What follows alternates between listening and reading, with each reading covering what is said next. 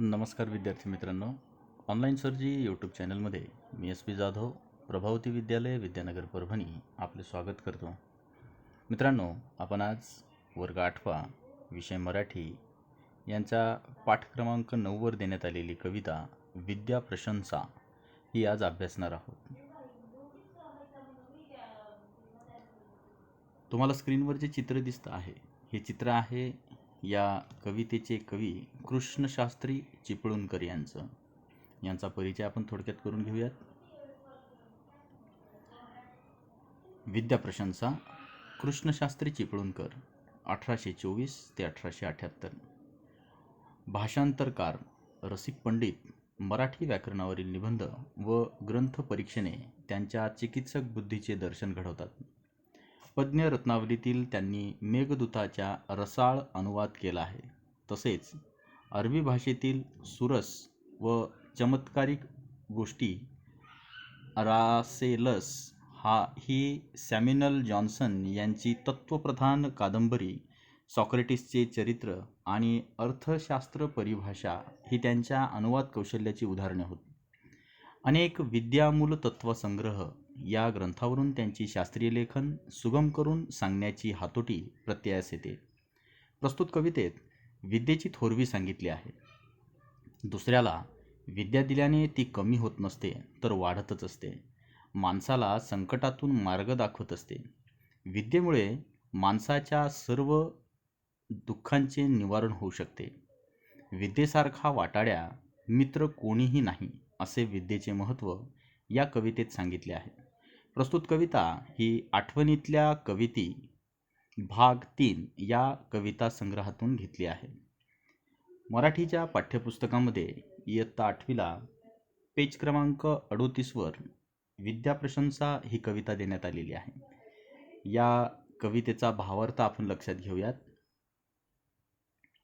कवितेच्या ओळी आहेत की विद्येनेच मनुष्य आले श्रेष्ठत्व, या जगा माझी न दिसे एकही वस्तू, विद्येनेही असाध्य आहे जी.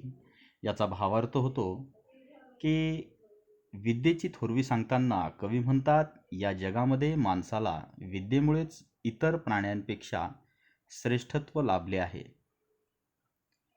जी विद्येमुळे प्राप्त होत नाही अशी गोष्ट जगामध्ये नाही. विद्येमुळे मनुष्याला कोणतीही गोष्ट मिळू शकते. यानंतर कवितेच्या ओळी आहेत की देऊनी किंवा भोगुनी उणे न होता सदैव वाढतसे, ऐसे एकच विद्याधन अद्भुत गुण न हा दुजांत वसे.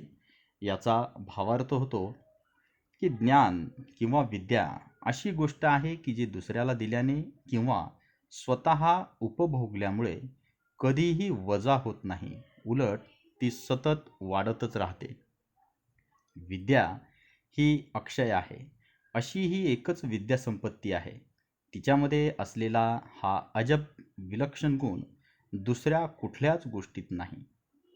यानंतर कवितेच्या ओळी आहेत की नानाविध रत्नांची कणकांची असती भूषणे फार, परी विद्यासम एकही शोभादायक नसे अलंकार. याचा भावार्थ होतो की जगामध्ये तऱ्हेतऱ्हेचे निरनिराळे बेसुमार अशी रत्ने, हिरे, मानके, मोती व सोने यांचे अलंकार आहेत. पण विद्येसारखा शोभिवंत अलंकार एकही नाही. विद्या अलंकार एकमेव व अद्वितीय आहे. यानंतर कवितेच्या ओळी आहेत की या साऱ्या भुवनी हितकर विद्येसारखा सखा नाही, अनुकूळ ती जयाला नित्य तयाला उणे नसे काही. याचा भावार्थ होतो या सर्व पृथ्वीतलावर सर्व जगात विद्येसारखा कल्याणकारी व शुभचिंतक मित्र नाही.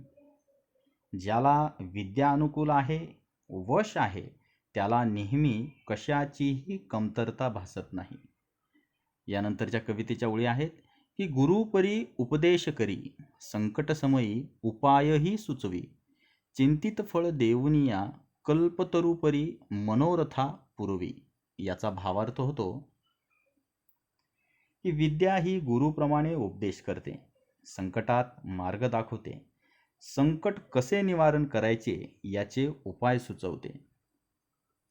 कल्पतरू जसा तुम्ही इच्छिलेले फळ देतो, यशदायी ठरतो, त्या कल्पतरूप्रमाणे विद्या ही तुमची मनोकामना पूर्ण करते.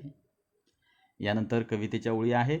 यापरी सकल सुखे जी देई, दुःखे समस्त जीवारी, त्या विद्या देवी ते अनन्य भावे सदा भजा भारी. याचा भावार्थ होतो की अशा प्रकारे सर्व सुखे देणारी व सर्व दुःखे हरण करणारी ही विद्या देवता आहे. तिची मनोभावे नेहमी उपासना करावी, अनन्य भावाने तिला शरण जावे, तिची खूप साधना करावी. तर विद्यार्थी मित्रांनो, अशा प्रकारे आपण विद्याप्रशंसा या कवितेच्या ओळींचा भावार्थ या ठिकाणी लक्षात घेतला आहे. यानंतर आपण या कवितेच्या स्वाध्यायाकडे वळणार आहोत. स्वाध्याय प्रश्न क्रमांक 1, खालील आकृत्या पूर्ण करा. अ. विद्येमुळे व्यक्तीला प्राप्त होणाऱ्या गोष्टी. तर विद्येमुळे व्यक्तीला 4 गोष्टी प्राप्त होतात. नंबर 1, जगात श्रेष्ठत्व मिळते, मनोरथ पूर्ण होते. नंबर 3, गुरुप्रमाणे उपदेश मिळतात. आणि नंबर 4, संकटसमयी उपाय सुचतात. प्रश्न क्रमांक 1 त्यामधला आ हा प्रश्न आहे की कवीच्या मते विद्येची वैशिष्ट्य. तर विद्येची वैशिष्ट्य ही 2 आहेत. नंबर 1, विद्येसारखे दुसरे धन नाही. आणि नंबर 2, विद्येसारखा दुसरा मित्र नाही. यानंतरचा प्रश्न आहे की तुलना करा. आपल्याला 2 मुद्द्यांमध्ये तुलना करायची आहे. नंबर 1 धन आणि दुसरं आहे विद्या. तर या 2 मुद्द्यांमध्ये आपल्याला तुलना कशी करता येईल. धन यामध्ये पहिला पॉईंट आहे की नंबर 1, दुसऱ्यांना दिल्याने कमी होते. तर विद्या दुसऱ्यांना दिल्याने कमी होत नाही. नंबर 2, धन कोणीही सहज चोरू शकते. तर नंबर 2, विद्या कोणीही चोरू शकत नाही. नंबर 3, धनाचे रक्षण आपल्याला करावे लागते. तर विद्येमध्ये तिसरा मुद्दा लिहिता येईल की विद्या आपले रक्षण करते. यानंतरचा प्रश्न आहे की खालील ओळींचा तुम्हाला समजलेला अर्थ लिहा. आपल्याला ओळ दिलेली आहे की नानाविध रत्नांची कणकांची असतली भूषणे फार, परी विद्यासम एकही शोभादायक नसे अलंकार. तर या ओळींचा अर्थ होतो की वेगवेगळ्या प्रकारच्या रत्नांची, सोन्यांची भरपूर अलंकारे असतील, पण विद्येसारखे शोभा देणारे दुसरे अलंकार नाही. यानंतरचा प्रश्न आहे की विद्या हे उत्तर येईल असा प्रश्न तयार करा. तर आपल्याला विद्या हे उत्तर येईल असा प्रश्न कसा तयार करता येईल. तर बघा, नंबर 1 की जगात सर्वश्रेष्ठ अलंकार कोणता, किंवा कोणते धन चोरले जात नाही. या दोन्ही प्रश्नांची उत्तरे विद्या हे येत आहे. त्यानंतरचा प्रश्न आहे की तुमच्या शब्दात स्पष्ट करा. यामध्ये पहिला प्रश्न अ, कवीने वर्णन केलेले विद्येचे महत्त्व. तर ते महत्त्व आपल्याला सांगता येईल की कवी म्हणतात की विद्येसारखा दुसरा चांगला मित्र नाही, गीतेसारखा दुसरा गुरु नाही. विद्या माणसाला जगात सर्वश्रेष्ठ बनवते. विद्या कोणीही चोरू शकत नाही. विद्येत इतका सुंदर जगात दुसरा अलंकार नाही. यानंतरचा प्रश्न आहे नंबर आ की त्या विद्येदेवी ते अनन्य भावे सदा भजा भारी. या ओळीचा सरळ अर्थ. तर या ओळीचा अर्थ आपल्याला सांगता येईल की विद्या ही माणसाला प्रतिष्ठा व श्रेष्ठत्व प्राप्त करून देणारी देवी आहे. सदैव सुखकारक असलेल्या विद्यादेवीची पूजा व आराधना मनोभावे करावी. नेहमी विद्यादेवीला हृदयापासून भजावे असा उपदेश कवींनी जनांना या ओळीत केला आहे. यानंतरचा प्रश्न आहे की खेळूया शब्दांशी. अ, खालील शब्दांना कवितेतील शब्द शोधा. तर शब्द दिलेले आहेत. मोठेपण, याला कवितेत शब्द आलेला आहे श्रेष्ठत्व. दुसरा शब्द आहे अलंकार, याला कवितेमध्ये शब्द आलेला आहे भूषणे. कवितेतला नंतरचा शब्द आहे की नेहमी. तर नेहमी या शब्दासाठी कवितेत आलेला शब्द आहे सदैव. मनातील इच्छा या शब्दासाठी कवितेत आलेला शब्द आहे मनोरथ. प्रश्न क्रमांक आ की खालील शब्दांचे प्रत्येकी 5 समानार्थी शब्द लिहा. आपल्याला 5 समानार्थी शब्द लिहायचे आहेत. पहिला शब्द दिलेला आहे मित्र. याला 5 समानार्थी शब्द आहेत. नंबर 1 सोबती, नंबर 2 मित्र, नंबर 3 दोस्त, नंबर 4 सवंगडी आणि नंबर 5 सखा. यानंतरचा शब्द आहे सोने. याला 5 समानार्थी शब्द आहेत.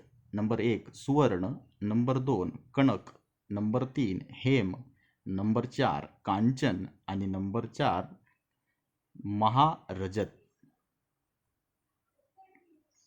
तर विद्यार्थी मित्रांनो, अशा प्रकारे आपण विद्या प्रशंसा या कवितेचा भावार्थ तसेच या कवितेवर आधारित असलेला स्वाध्याय यामध्ये समाविष्ट असलेल्या सर्व प्रश्नांची उत्तरे बघितली आहेत. माझे हे सादरीकरण जर आपल्याला आवडले असेल तर माझं यूट्यूब चॅनल ऑनलाईन सरजी हे नक्की सबस्क्राईब करा, लाईक आणि शेअर करा. धन्यवाद.